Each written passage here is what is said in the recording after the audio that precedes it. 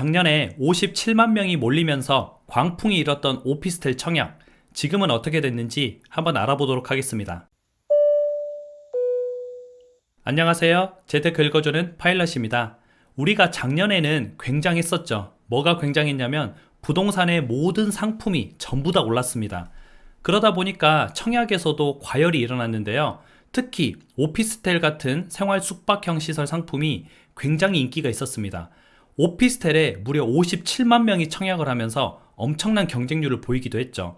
그리고 기본적으로 오피스텔이 600대 1, 1300대 1 이런 경쟁률을 보였습니다.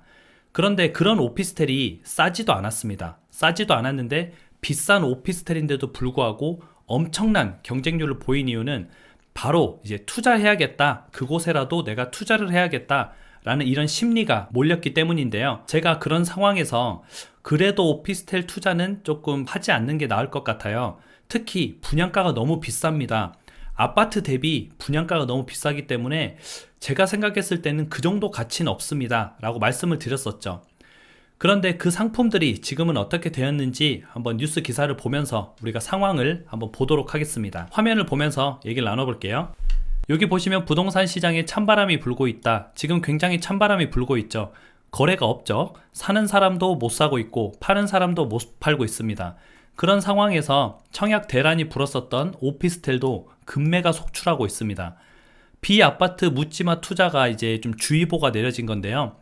주택시장이 주춤하면서 매수세가 뚝 끊겼다. 반가 무돈에 무피 급매도 나와 있다. 제가 전에 말씀드렸던 대로 이제 아파트 같은 경우는 우리가 실거주로 많이 접근을 하잖아요.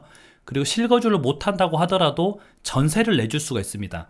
그래서 누군가는 살기 때문에 이거는 거주형 이제 시설이기 때문에 아무래도 좀 괜찮지만 비거주형 시설, 오피스텔이나 생활형 숙박시설 이런 것들은 하지 않는 게 좋겠다. 제가 말씀을 드렸던 이유가 솔직히 대부분의 이곳에 청약을 하신 분들은 투자로 하신 겁니다. 이곳에 내가 살아야지, 오피스텔에 내가 거주해야지 하는 게 아니라 투자해서 피를 받고 팔아야지 이런 생각으로 이제 뛰어든 거죠.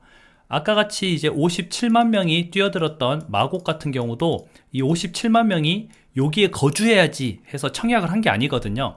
여기에 이제 투자를 해야지 해서 청약을 했던 건데, 부동산 업계에 따르면 지난해 수백 대 1에서 수천 대 1의 역대급 청약 경쟁률을 보였던 오피스텔과 생활형 숙박시설들이 애초에 붙었던 웃돈이 반값이 됐다. 프리미엄이 반으로 떨어졌다는 거죠. 지난해 7월에 서울 강서구 마곡동에서 분양한 생활형 숙박시설 롯데캐슬 르웨스트는 총 876호실을 모집하는데 무려 57만 명이 지원을 했습니다. 경쟁률이 657대 1이 나왔어요. 이건 뭐 어마어마했었죠. 그래서 여러분들도 저한테 굉장히 많이 물어봤습니다. 이거 청약해도 돼요? 하길래 제가 좀 뭐 개인적으로 저는 오피스텔 청약을 좋아하지도 않고, 그리고 제가 봤을 때는 일단 분양가가 너무 비싸다, 오피스텔 가격이 아니다 라고 말씀을 드렸었죠. 그 이유는 이제 여기 보시면은 분양가가 8억 12억 이랬습니다. 이게 과연 오피스텔 가격인가 저는 좀 의문이 들었었거든요.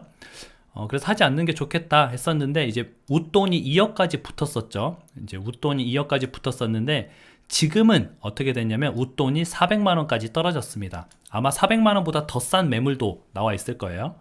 그리고 인기가 있었던 투룸형은 거주를 할 수 있으니까 좀 인기가 있었겠죠.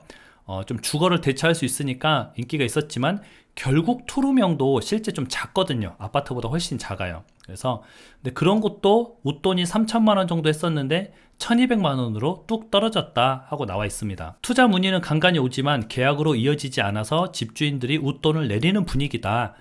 제가 말한 대로 이것은 투자로 들어왔기 때문에 프리미엄을 받고 팔려고 하는데 분위기가 좋지 않으니까 조금 깎아서라도 팔려고 하는 거죠, 집주인들이. 그럼 실제로 이곳이 그랬는지 한번 보도록 하겠습니다.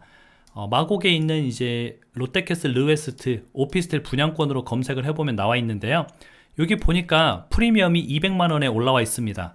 그런데 이것조차도 며칠 전에는 900만 원이었는데 700을 내려서 200으로 나와 있습니다. 높은 가격으로 정리를 해보면 프리미엄이 1억 6천인 매물도 있습니다. 그러니까 프리미엄이 골고루 형성돼 있었는데 사람들이 이제 가격을 좀 낮춰서라도 지금 팔려는 사람들이 나오고 있다. 피를 낮춰서라도 거의 내가 무피로라도 팔려는 사람이 나오고 있다, 이렇게 보시면 되겠죠.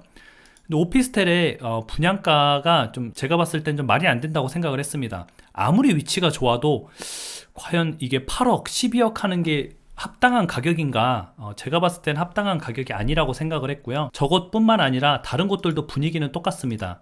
이거 보시면은 작년 11월에 분양한 힐스테이트 과천역 오피스텔 같은 경우도 웃돈이 뚝 떨어졌다. 89호실을 모집하는데 무려 12만 명이 몰렸습니다. 경쟁률이 1398대 1이 나왔어요. 아파트도 이런 경쟁률이 안 나옵니다. 아파트도 이런 경쟁률이 안 나오는데 어마어마하게 몰리면서 애초에 피가 1억가량 붙었었죠. 그런데 지금은 반값인 5천만 원의 매물이 나와 있다.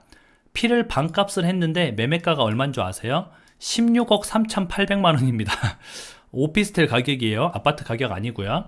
오피스텔이 16억에 나와 있습니다. 그러니까 이게 과연 정상적인 가격인가 저는 좀 의문이 좀 들었었고요. 여의도에 있는 오피스텔 생활형 숙박시설 같은 경우에는 웃돈이 없는 매물이 나와 있습니다. 전용 21제곱미터 조금 작은 거긴 한데 무피로 금매로 판매한다는 글이 올라와 있습니다.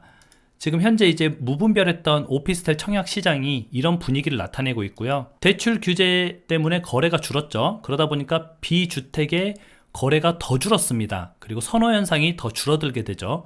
아무래도 대출 규제를 받다 보면은 그나마 똘똘한 한 채인 주거형을 선택하지 저렇게 비주거형을 선택하진 않는다는 말이죠. 안양시 동안구 호계동에 있는 힐스테이트 같은 경우도요.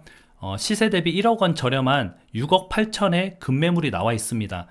급매물이 나왔지만 DSR 규제가 적용되면서 작년보다 주택자금 대출이 크게 줄어 살 사람이 더 없는 분위기다 라고 이제 근처 공인중개사가 얘기를 하고 있네요. 그런데 여기저기서 광풍이 불어대고 서로 좀 이렇게 뭐라 그래야 되나 분위기에 휩쓸리다 보면 저런 투자를 할 수가 있는 거죠. 오피스텔에 청약을 넣어서 당첨되는 건 좋습니다. 하지만 분양가가 여러분이 생각해도 너무 터무니없어요.